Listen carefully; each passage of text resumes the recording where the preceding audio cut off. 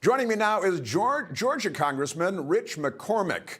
Congressman McCormick, thank you so much for being with us. What do you think the highlights and the lowlights were of that nearly 1 hour press conference by President Biden? I mean, all in one day, this guy has had an amazing run of flubs. If you think about it, in one day, he called Zelensky Putin.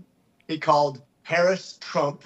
He got basically Asia and Europe confused. He got Russia and China confused. And then, of course, he got Commander-in-Chief and Joint Chiefs of Staff confused. I feel like he was on an episode of the Holy Grail being asked what his favorite color was.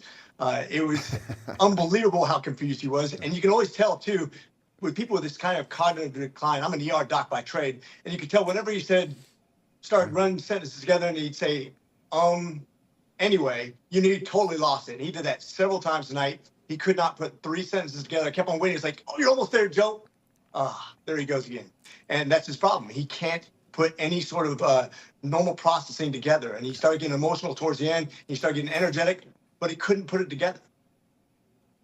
I was getting texts during the press conference that the word anyway was the drinking game for the press conference because he ended more sentences with the word anyway than any other person, I think, in the history of humankind. Extraordinary stuff.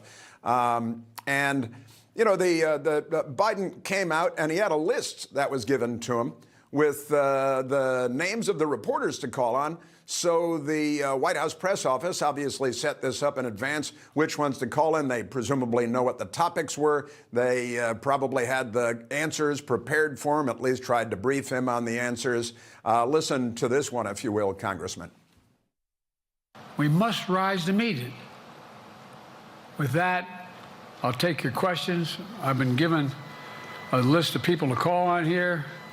Reuters, Jeff Mason.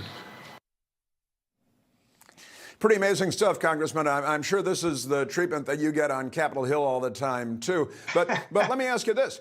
Is this enough to get President Biden in trouble with the Democrat elites, the Democrat people controlling the Democrat Party, or with their Democrat allies in the news media? Are the headlines going to be negative tomorrow or positive to neutral? I think he's in trouble. I talked to a fellow congressman today on the way out to a secret brief, and it happened to be a Democrat. I started picking his brain. It's like, is he really in trouble? Is he going to be your candidate? He said no. This is just a rank and file member of Congress on the Democratic side. He was convinced. If you look how Pelosi is starting to kind of hedge the way she says things, Jeffries, Schumer, all those guys starting to really kind of make way for somebody to replace him. That's a really bad sign for him. You said that the press would try to polish this up. Well, we have a saying in the military, you can't polish a turd. He's in trouble. Mm-hmm. You think, but will he survive? Because, you know, they have the propaganda apparatus that the Republican Party could never dream of having, and they've been spinning it for him and spinning it for him. But do you see that melting away? Is his safety net melting away? Well, you can't force him to resign. You can't force him to advocate. But right. I think it's turned on him because they know he's going to lose. I know that Harris doesn't give him much better of a chance, but they know he is going to lose. And so, yes, they are turning on him because they want to stay in power.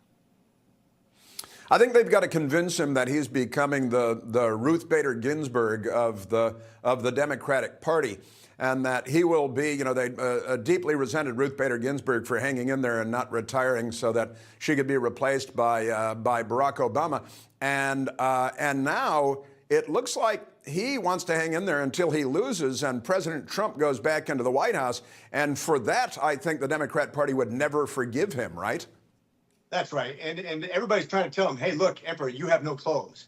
But he just doesn't get it. As a matter of fact, when he started using Afghanistan as some sort of success story, you know he's lost it. That was probably the most angry I've ever been in my life, watching what happened in Afghanistan as a veteran of that war and knowing the sacrifices we made over 20 years and to see what he did in that withdrawal made me sick to my stomach. And the fact that he used it as an example of success shows you how far off kilter he is.